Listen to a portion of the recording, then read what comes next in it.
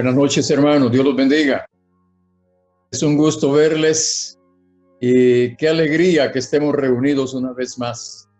Hermanos, esto es una bendición tan grande porque esto nos va a mantener realmente no solo en comunión entre nosotros, sino también en comunión con el Señor. Y eso es algo que no debe detenerse hasta que Él venga. Pudiera ser, hermanos, que vaya a llegar el momento que ya no vamos a tener esta posibilidad, este acceso. Pero es bueno que entendamos, hermanos, que podemos seguir en la presencia del Señor, congregándonos con Él y congregándonos con aquellos que en algún momento, en algún lugar, estén con nosotros. El hecho que no estemos reuniéndonos en un lugar, en un templo, ¿verdad? O que no tengamos alguna reunión donde podamos abrazarnos y vernos y saludarnos físicamente. Eso no quiere decir, hermano, que donde quiera que esté alguno de nosotros, no vaya a estar la presencia del Señor. Él dijo una vez que donde estuviere su servidor, ahí va a estar Él con su servidor. Sí, Señor. Es muy probable que nos vaya a tocar estar en algún momento dado, en lo que vendrá más adelante, quizás solos en algún lugar, acompañados de otras personas que a lo mejor conocen al Señor, pero tal vez no han aprendido o no han entendido cómo adorar al Señor en espíritu y en verdad. Y va a ser nuestro deber, nuestra responsabilidad hacerlo y bendecir a las personas que estén con nosotros. Yo solo estoy anticipándome, yo no soy profeta, pero yo sé que esa situación puede venir, puede darse dentro de poco tiempo. Así que aprendamos hoy y hagámoslo con alegría, hagámoslo de corazón, hagámoslo, hermano, con una fe no fingida, como Timoteo. Así que esta noche quiero que veamos bajo el tema Jesús, el verdadero Rey.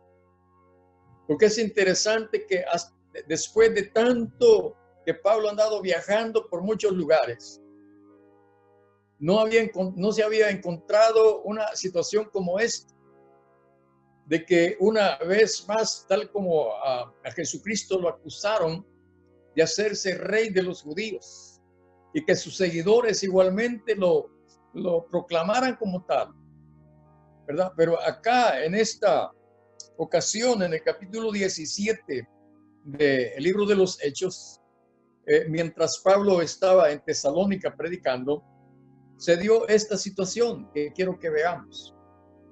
Hay varios detalles aquí importantes que podemos examinar y darnos cuenta, hermanos, de lo que, como dije hace un momento, pudiera suceder en un momento determinado si nosotros tenemos que ir a algún lugar o tenemos que salir obligatoriamente llevando la palabra, tal como les pasó a todos ellos, hermano, con motivo de la persecución que se desató en Jerusalén. Dice aquí que el apóstol Pablo, después que salieron de allí de Filipos, dice que llegaron a un lugar llamado Anfípolis. Este nombre significa una ciudad rodeada de ríos. Y a Polonia.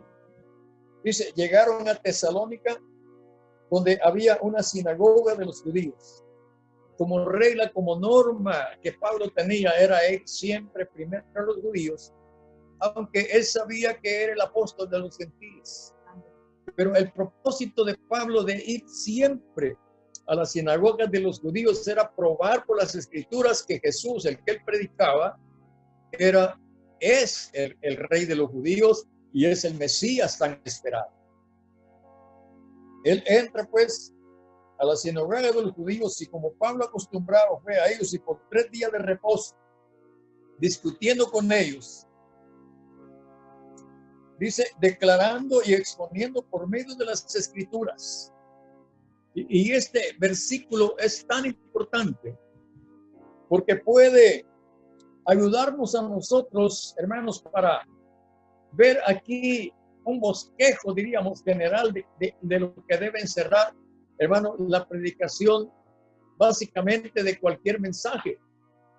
que debe estar relacionado con la persona de Jesucristo. En alguna manera, hermano, esto dirigido a nuestros oyentes.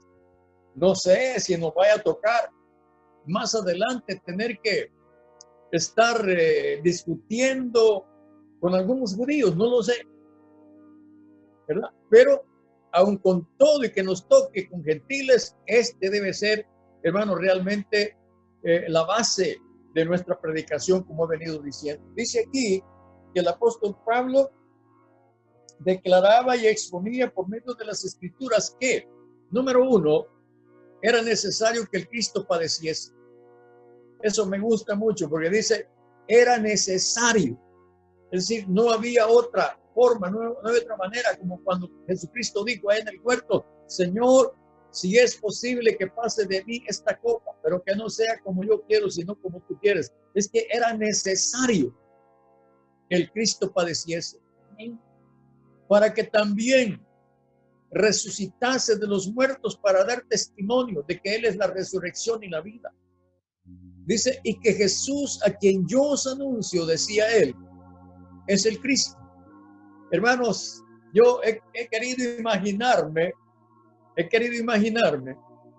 con qué fervor, con qué vehemencia, con qué denuedo el apóstol Pablo en pie seguramente allí en la sinagoga expresaba eso. Yo siento que debido a que el Espíritu Santo llenaba al apóstol Pablo, podía tener una voz, podía tener un alcance, una penetración tal, no solo en los oídos naturales de los judíos, sino en los oídos espirituales de ellos. A Pablo no le interesaba, escuchen bien, dar este conocimiento a los judíos a través de las escrituras. Hermano, eso no era el verdadero propósito o intención. El verdadero propósito e intención era que demostrar a través de las escrituras que Jesús es el Mesías que ellos hasta hoy día siguen esperando. Es lamentable porque casi por lo general muchos judíos no podían responder adecuadamente porque oían con sus oídos pesadamente, como lo dijo el Señor Jesucristo, y por lo tanto no se convertían. Pero gracias a Dios que había muchos que sí, hermanos, sus oídos espirituales eran abiertos por medio de la predicación de la palabra, que traía la fe en sus corazones, que definitivamente los llevaba al punto de arrepentirse, de convertirse y de recibir a Jesucristo como el Mesías, como el Rey de los judíos. Aquí veamos esto. Como acabo de decir un momento, había muchos que oían pesadamente, que tenían incredulidad y además de eso un gran fanatismo religioso. Ellos no podían entender cómo un carpintero de Nazaret, de donde no puede salir algo bueno, como dijo Natanael. Ellos no podían, hermanos, recibir esto porque inclusive ellos decían que nunca de Galilea se había levantado algún profeta. Nunca. Y les probé el otro día que estaban equivocados, porque sí hubo uno que se levantó de Galilea, es Jonás. Entonces, dice aquí que algunos de ellos creyeron y se juntaron con Pablo y con Silas, y de los griegos piadosos gran número y mujeres nobles no pocas. ¿Qué respuesta, hermanos? Aquí vemos que algunos de ellos creyeron que Jesús es el Mesías y por consiguiente el Rey de los judíos. Y dice que se juntaron con Pablo, se volvieron con él y con Silas. Y también griegos piadosos, en este caso puede involucrar judíos griegos y pueden involucrar griegos realmente gentiles que recibían con gozo la palabra al saber esto que de alguna manera quizás les había llegado a ellos como alguna información, como algún testimonio. pero que ahora podían comprobarlo. Ahora podían tener una información de primera mano y nada más y nada menos que de la boca del apóstol Pablo, lleno del Espíritu Santo. Quiero que veamos un respaldo bíblico en los evangelios. En Mateo, el evangelio de Mateo, la misma escritura de Marcos, Lucas y Juan, dice allí en Mateo, capítulo 27, en el versículo 42, a otros salvó, a sí mismo no se puede salvar. Si él es el rey de Israel, descienda ahora de la cruz y creeremos en él. Esto no está saliendo del corazón. No, esto no está saliendo de alguien quebrantado. Esto no está saliendo de alguien que está declarando. Fíjense aquí el punto. Dice, si él es el rey de Israel, descienda ahora de la cruz y creeremos en él. Esto, hermanos, es un gran sarcasmo. Ellos no sabían que era necesario que el Cristo, el Mesías, padeciera. Y ahora ellos están pidiendo una señal. Hermano, vamos a imaginar algo.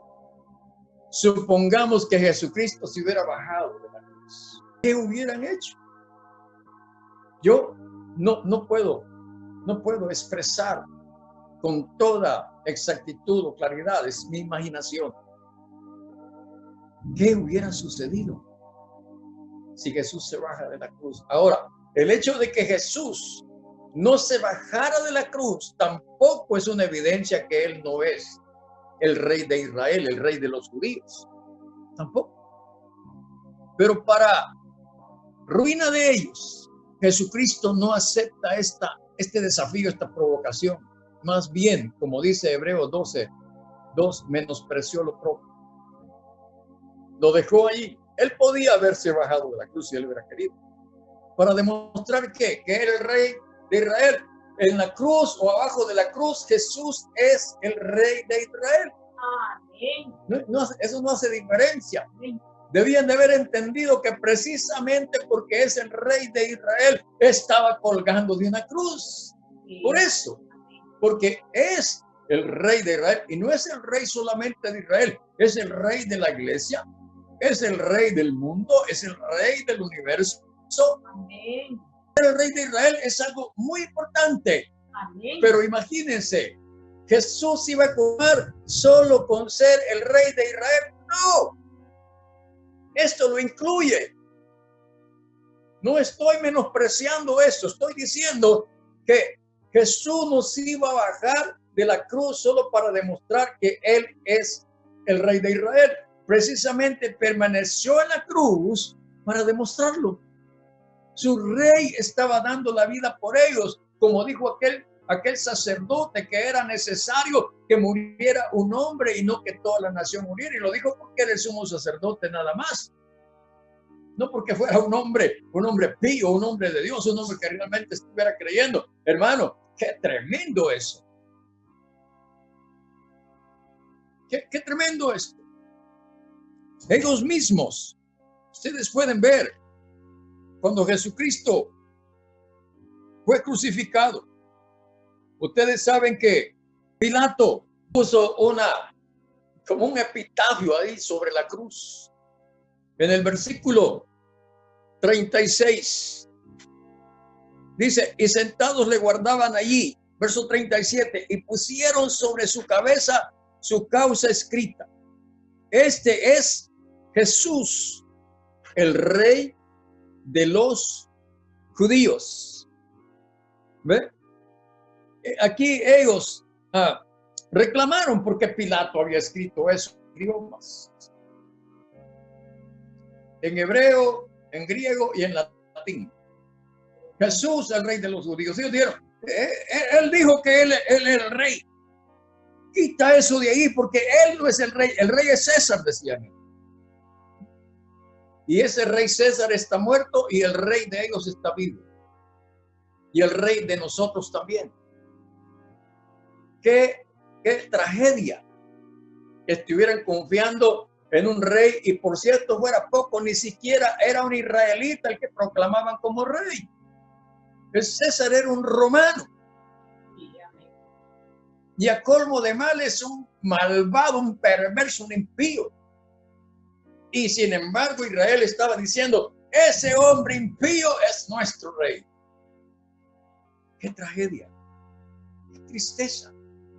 Hoy en día, hermanos, hoy en día, cuánta gente menosprecia a Jesucristo y no están dispuestos a recibirlo como el rey de sus vidas. Hermanos, y en este caso, mucha gente hoy en el mundo, escuchen bien, no están diciendo que el César es su rey, pero están demostrando que el rey de ellos no es otro más que Satanás mismo. Qué tristeza, hermanos. Qué tragedia. Prefieren declarar que el rey de ellos es Satanás y no declarar que Jesús es su rey. Esto es lo que encontró el apóstol Pablo allí en Tesalónica. Una de las razones por la que lo echaron de allí era por eso. Porque definitivamente cuando dice que por las escrituras, dice, les declaraba, dice que les exponía que el Cristo, o sea, el Mesías, padeciese, que el Mesías después de haber padecido y morir, que resucitara de los muertos, y que ese Mesías es Jesús. Es lo que él decía, era su mensaje. Y dice aquí que algunos de los judíos allí de la sinagoga creyeron. Pero dice el versículo 5 que los judíos que no creían, ¿saben una cosa hoy, hermanos? Hay muchos judíos que no creen en Jesús todavía. La pregunta entonces, ¿en quién creen? Van a decir algunos, nosotros creemos en Jehová, o Yahweh, o Yahvé, como quieran llamar. Pero qué tristeza que no entienden que el Mesías del que estamos hablando es el Hijo de Dios, número 1. Número 2, que Él lo envió para salvarlos y ellos lo rechazaron. Qué tristeza. Fíjense, teniendo celos. Aquí no es solamente incredulidad, sino celos enfermizos.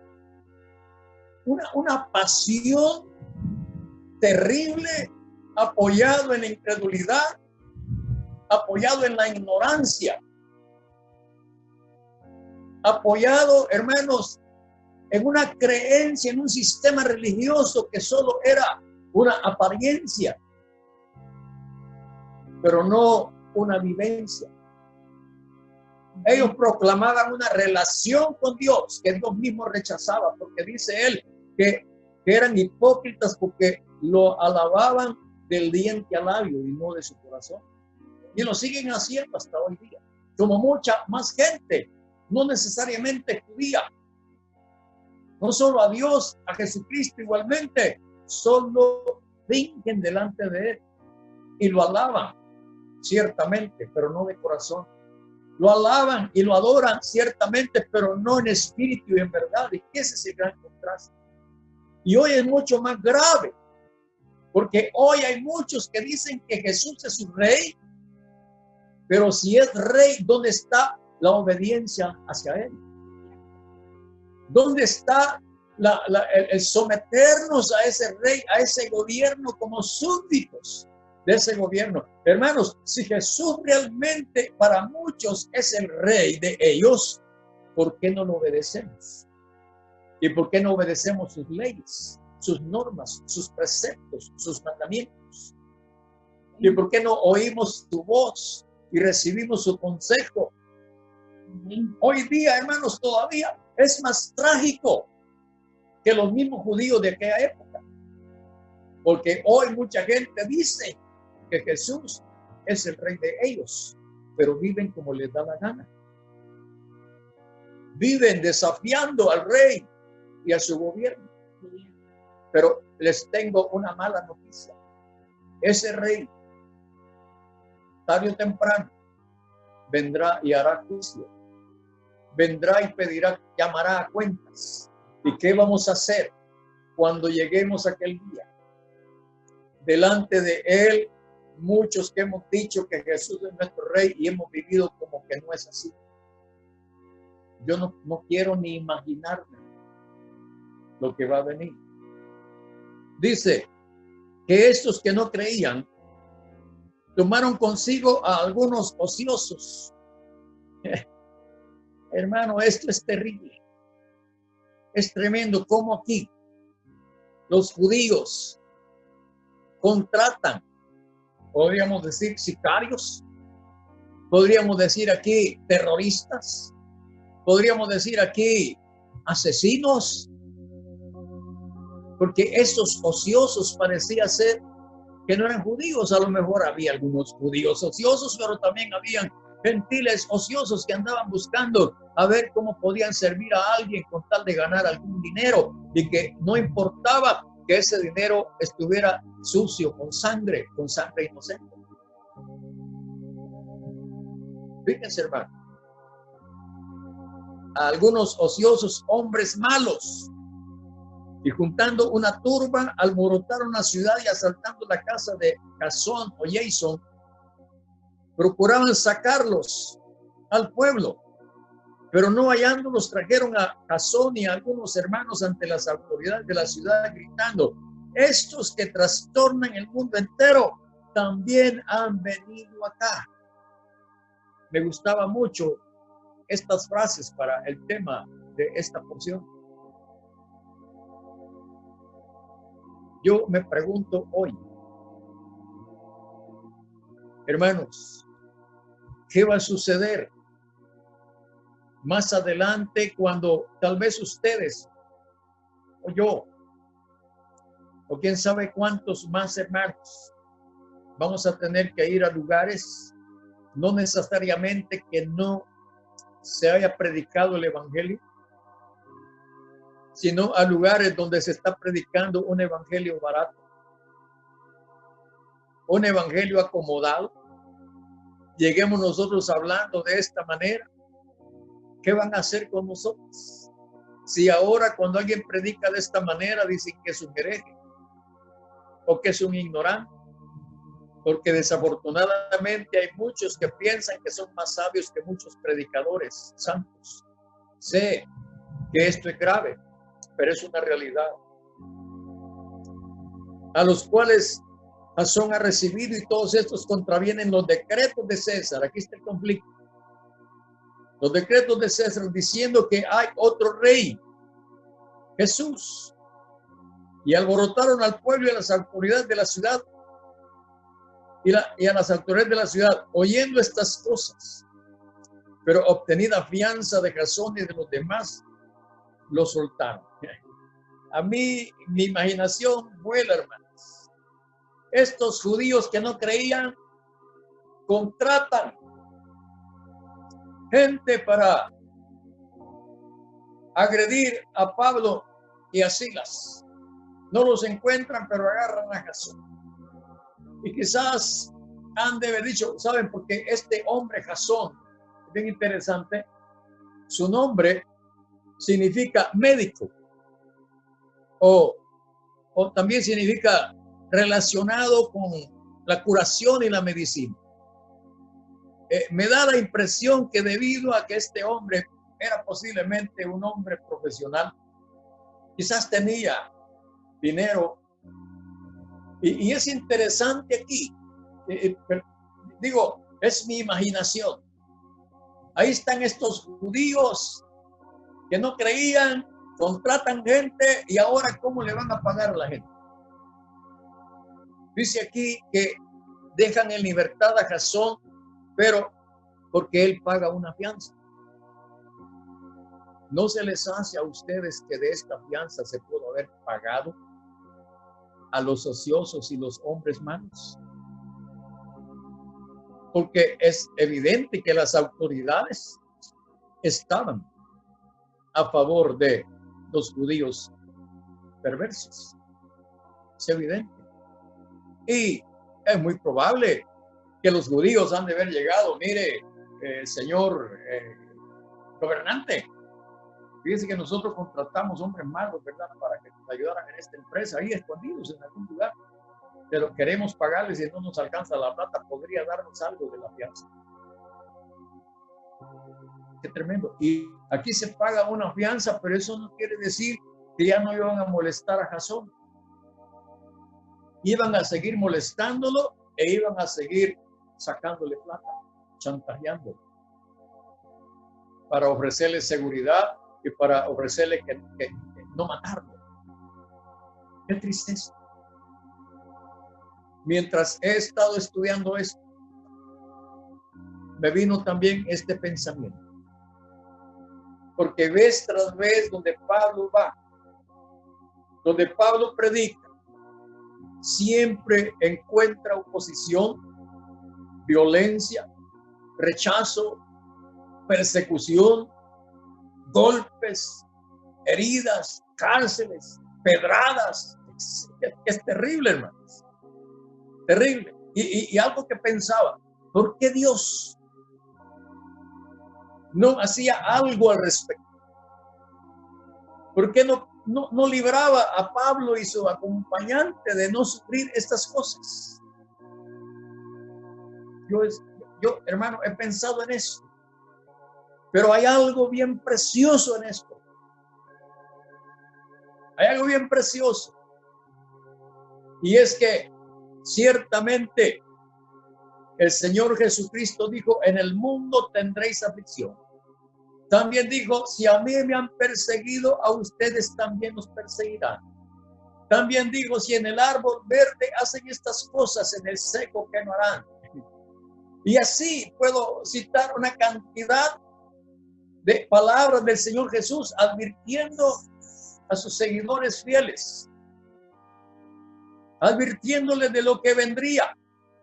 Es decir, que para Pablo y Silas no era extraño estas respuestas. Es más, entraban a una ciudad quizás hablando, quizás pensando, diciendo, bueno, ¿y hoy cuántas pedradas me van a caer? ¿Y hoy cuántos garrotazos me van a meter? ¿Y hoy cuántos días voy a pasar preso en la cárcel? ¿Y hoy cuántos días voy a dejar de comer? No ayunar, sino dejar de comer porque no me van a dar de comer.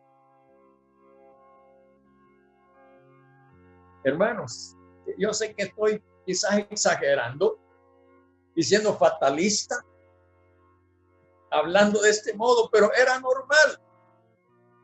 Pablo llegaba a una ciudad y allí no sabía, como él mismo dijo, yo no sé lo que me va a venir, salvo que el Espíritu Santo me da testimonio que donde quiera que yo vaya me esperan prisiones y tribulaciones a modo de malhechor, decía él. Fíjense, porque Pablo aquí, hermano, es visto como un malhechor, como un ilegal, como alguien que no tiene que andar haciendo esas, contraviene la ley y contraviene la religión y contraviene la normalidad, la paz de los lugares. Todo lo contrario. Él quería llevar verdaderamente paz, normalidad, estabilidad. ¿Por qué?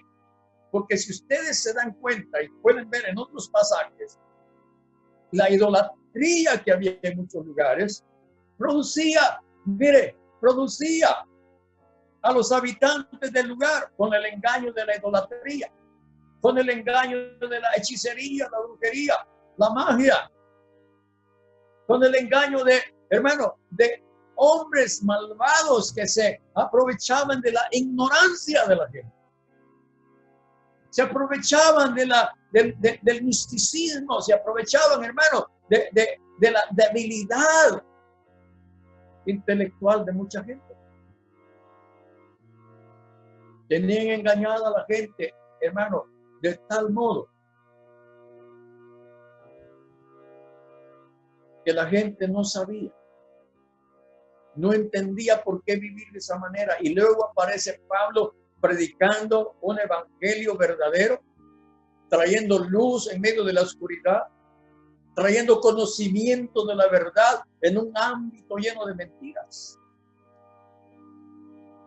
Eso es tremendo, hermano. Pero bien, salen de ese lugar y notemos, Jesús es el Mesías de las Escrituras. Capítulo 17, versos 10 al 15, allí en Berea. Porque salen de Tesalónica y bien interesante porque este nombre Tesalónica significa los triunfantes, los victoriosos. A saber en qué, como muchos hoy, hermano.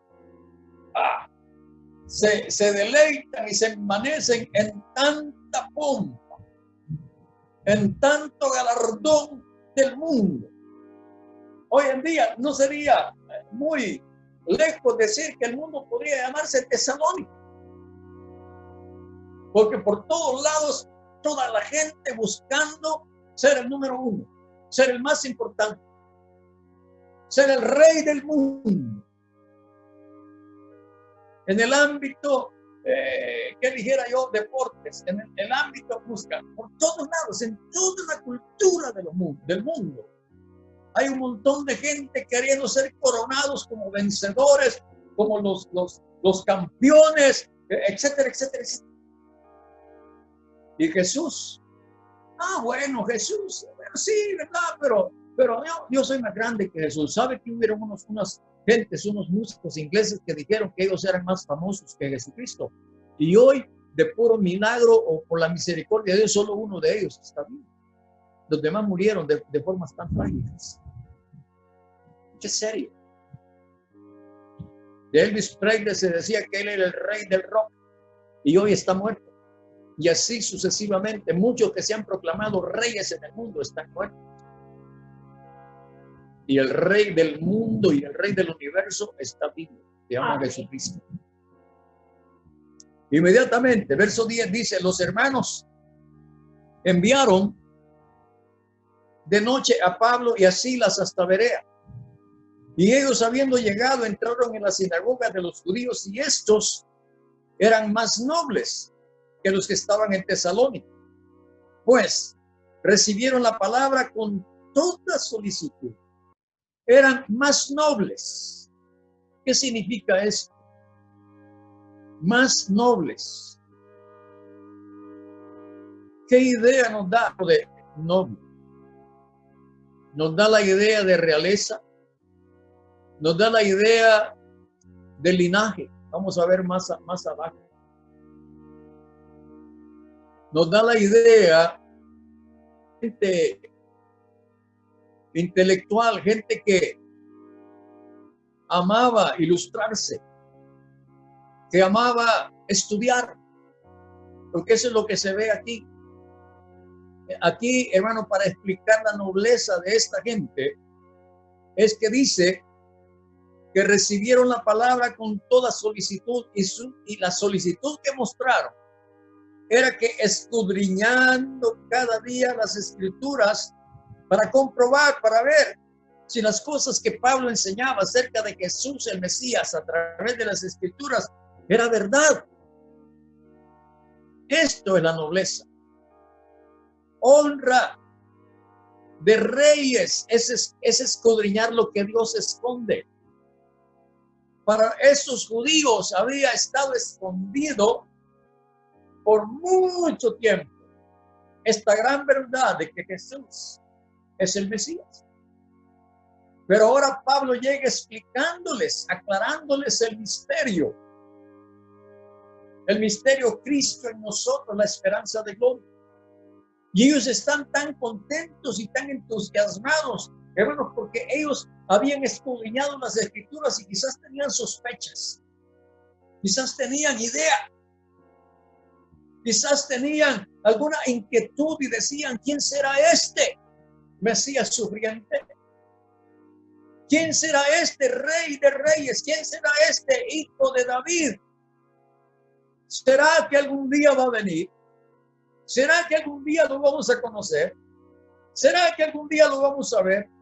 ¿Será que algún día realmente Él vendrá y será nuestro rey?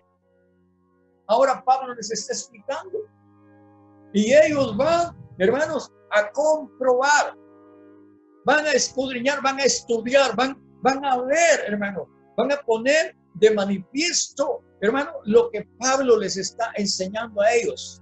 No solo lo reciben en ese momento, sino que se van a sus casas, como hacemos muchos de nosotros. Después de un mensaje vamos a la casa a rumiar, a escudriñar, a ver si lo que se nos ha enseñado está en la Escritura o se lo inventó el predicador. Aquí no solamente están comprobando lo que Pablo está diciendo, sino que están probando si Pablo conoce las Escrituras, entiende las Escrituras, y vaya que no con el apóstol Pablo. Por eso Pablo era poderoso en las Escrituras, porque él podía probar de las Escrituras del Antiguo Testamento, hermano, de la ley, de los salmos, de los profetas, podía probar a través de esas Escrituras que Jesús del cual él predicaba es el Cristo, es el Mesías tan esperado por muchos judíos en aquel entonces y hasta hoy día todavía algunos lo están esperando. Dice ahí que ellos escudriñaron las Escrituras y en el versículo 12 dice, así que creyeron muchos de ellos y mujeres griegas de distinción y no pocos hombres. Qué precioso esto, hermano. Vemos en Tesalónica muchos creyeron y aquí en Berea también. Y una cosa interesante que hay aquí, hermanos, que estos nobles, estos judíos y estos griegos nobles, hermanos, no fueron los que persiguieron a Pablo aquí en Berea. Saben, este nombre Berea significa algo más abundante, es decir, tiene que haber algo más. Lo que he dicho en este momento, de que ellos veían en las Escrituras, hermano, que las Escrituras hablan del Mesías, pero decían, ¿cuándo? ¿Cómo? ¿Quién? Berea significa eso. Ir más allá. Es lo que significa ir al otro lado. Ir a la otra ribera.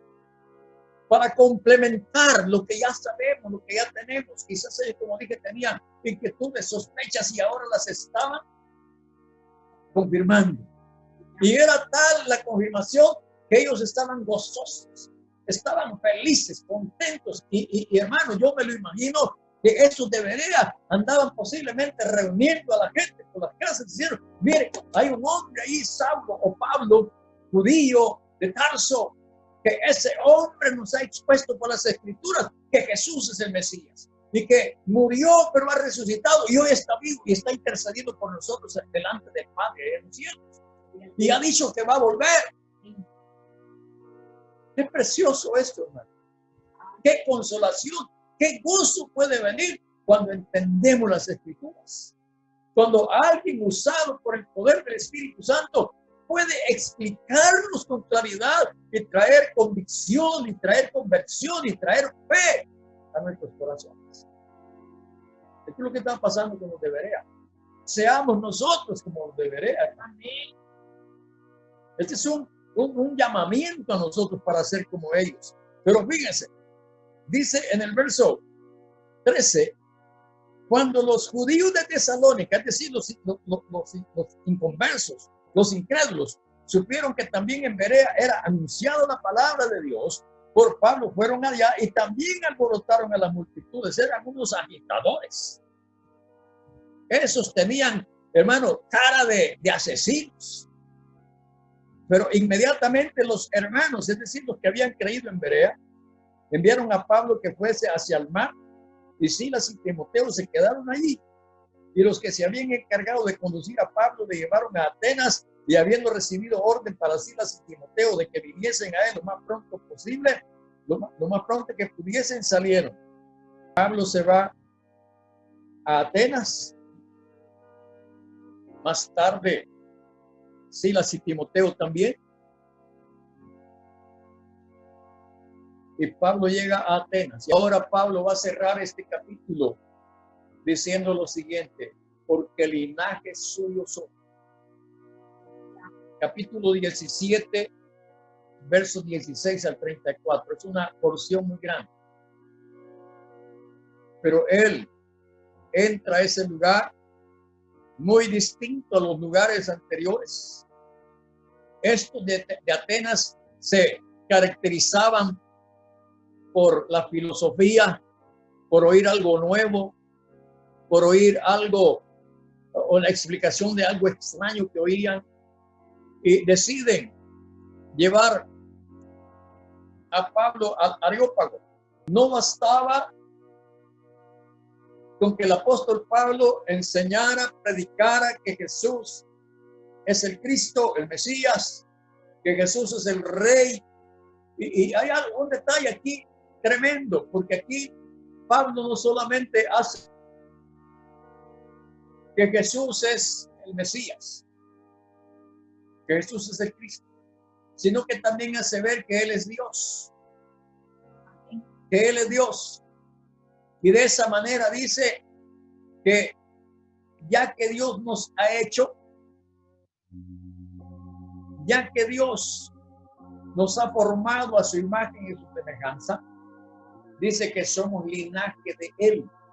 Pero ustedes y yo no podíamos venir a ser linaje de Dios a menos que nosotros recibiéramos a Jesucristo como nuestro Rey, como nuestro Señor, como nuestro Salvador. Lo que nos hace ser linaje de Dios, lo que nos hace ser hijos de Dios, es precisamente tomar esta decisión de que Jesucristo sea no solamente nuestro Salvador, sino también nuestro Señor y nuestro Rey y nuestro Dios.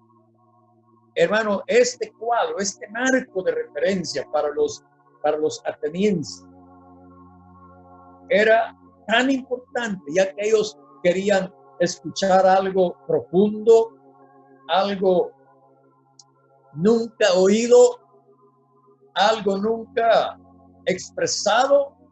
Pero es lamentable que aún estos hombres más sabios, podría decir así, más letrados, podríamos decir que estos son los de la parte elevada de la sociedad.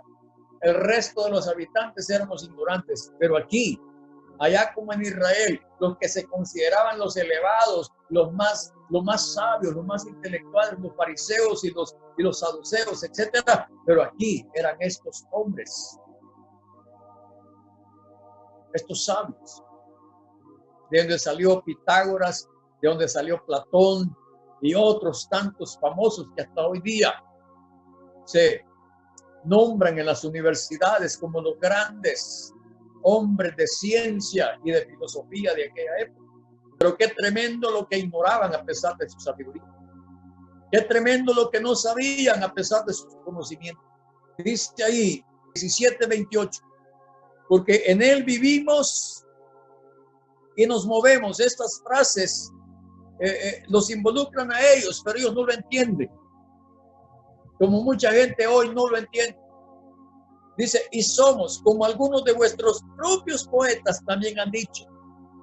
Esto raya en el colmo. Aún los propios poetas de ellos, habían escrito en sus poemas, en sus cánticos, a los dioses. También tenían cánticos al Dios no conocido. Esto que está diciendo aquí, hermanos, linaje suyo somos. Aquí Pablo no está refiriéndose, hermano, al resto de dioses que ellos veneraban o adoraban o servían. No, hermano. Pablo no les habló de esos dioses. Pablo no exaltó a ninguno de esos dioses de ellos, pero sí exaltó al Dios no conocido. Hermanos, con tanta sabiduría, con tanto entendimiento, eso les ayudaba para entender que tenían tantos dioses, pero que seguramente había un Dios que no conocían. Y ahora Pablo llega para decirles, yo les traigo el conocimiento del Dios que ustedes no conocen. Y entre las cosas que les quiero comentar, les quiero participar de ese Dios que ustedes no conocen, este Dios es el Mesías. Este Dios es el Cristo. Este Dios es el Rey. Era necesario que Él, al venir a este mundo, y aquí no hay más, pero me imagino a Pablo tomando, hermanos, desde los profetas, hermanos, desde Moisés, los profetas, los salmos, pasando y entrando, hermanos, por todo lo que es la vida de Cristo, hablando de su nacimiento milagroso, sobrenatural, llegando hasta el día en que Él es crucificado y muere y resucita al tercer día. Ellos no lo entienden, porque cuando Él habla de la resurrección, pierden el interés. Ya no tienen interés en seguir escuchando de ese Dios no conocido. ¡Qué frustración! Ese es el Dios que no conocíamos. Nosotros nos esperábamos otra cosa. Pero estar hablando de esa tontería de la resurrección, no, eso no está bien. Tiene que haber algo más que una resurrección. ¿En qué pensaban ellos? Como muchos otros de otras corrientes religiosas, creían en la reencarnación, como los hindúes que creen que la abuelita que se murió puede haber reencarnado en una lombriz de tierra. En eso creían ellos, como otros más. Qué tristeza, tanta sabiduría, tanto conocimiento, tanto entendimiento de la filosofía de la vida, y no poder llegar a entender que hay una resurrección. Eso sí está. Eso sí es realmente, hermano, triste. Como mucha gente hoy. Mucha gente cuando hablamos de esto dice, no hay otra vida. No hay otra vida. Mire, aquí disfrutemos la única vida que tenemos. Comamos y bebamos porque mañana moriremos. Démonos gusto. Después de todo, si no hay otra vida, ya me disgusto. Y si como ustedes dicen hay otra vida y voy a la condenación y voy a ir a sufrir allá, por lo menos aquí me voy a dar gusto, no importa. Así habla mucha gente. Qué tristeza. Hermano, una cosa importante aquí es que si queremos resucitar nosotros, y esto es lo que hay ahí entre medio. Miren ustedes, yo les estoy hablando de la resurrección y yo sé que ustedes aman la vida y saben que hay una vida por delante y hay una vida después de la muerte. Pero quiero decirles que si ustedes quieren tener la bendición de esa vida, tienen que creer que Jesús es el Mesías. Porque el linaje suyo no podían entender, hermano, el alcance que tenía de conocer a ese Dios no conocido y ser como ese Dios no conocido. Hoy en día estamos aquí nosotros y nosotros nos sostenemos en la revelación del misterio. Cristo en nosotros es la esperanza de gloria. Esto es lo que Pablo pretendía con ellos, hacerles ver que solo morando Cristo en ellos había la posibilidad de que la promesa de la vida eterna se cumpliera en ellos, como también la tenemos nosotros. Mantengámonos en esta fe y en esta esperanza, porque hermanos, los que creen en Jesucristo vivirán eternamente. Oremos esta noche y démosle gracias al Señor por esta bendición que nosotros tenemos, pero también compartamos esta vivencia, esta convicción tan profunda que hay por el poder del Espíritu Santo que ha traído esa convicción a nuestras vidas, esa fe que nos hace estar en pie, esa esperanza que nos hace perseverar para anunciar que Jesús es el Mesías y que pronto viene. Señor, muchas gracias. Esta noche te bendecimos, te damos a ti la gloria, te damos a ti la honra, te damos a ti el poder. Señor, declaramos y exaltamos tu glorioso y precioso nombre, porque a ti te ha sido dado un nombre que es sobre todo nombre, un nombre que es sobre todo nombre, y a ese nombre y a su autoridad y poder nos aferramos en esta noche. Oh Señor, que la gracia de tu Espíritu Santo esté en nosotros y nos afirme y nos arraigue profundamente, Señor, para que tengamos una esperanza viva por la resurrección de Jesucristo de entre los muertos. Muchas gracias esta noche una vez más. Levanto mis manos para bendecir a tus siervos y a tus siervas, donde quiera que están viendo y oyendo esta predicación, Señor. Señor, que tu bendición, que tu Espíritu Santo inunde, llene los hogares, la vida, los corazones de cada uno de aquellos, de mis hermanos y de otras personas que vayan a escuchar, que vayan a escudriñar la palabra juntamente con nosotros. Bendícelos, Señor, en el nombre de Jesús. Amén y amén. Amados hermanos, Dios los bendiga. Me da gusto verles. Me da gusto, alegría estar con ustedes, poder verlos, aunque sea a la distancia, hermano, pero poder ver sus rostros me trae una gran consolación y siento, hermanos, una gran bendición en mi vida al verlos y que están bien. Que Dios los siga guardando, los siga protegiendo, me los mantenga sanos, me los mantenga contentos, alegres, felices, pero también que los mantenga, hermano, en la libertad con la que Cristo nos hizo libres. No esclavos, sino libres en Cristo Jesús. Dios los bendiga y pasen buenas noches, hermano.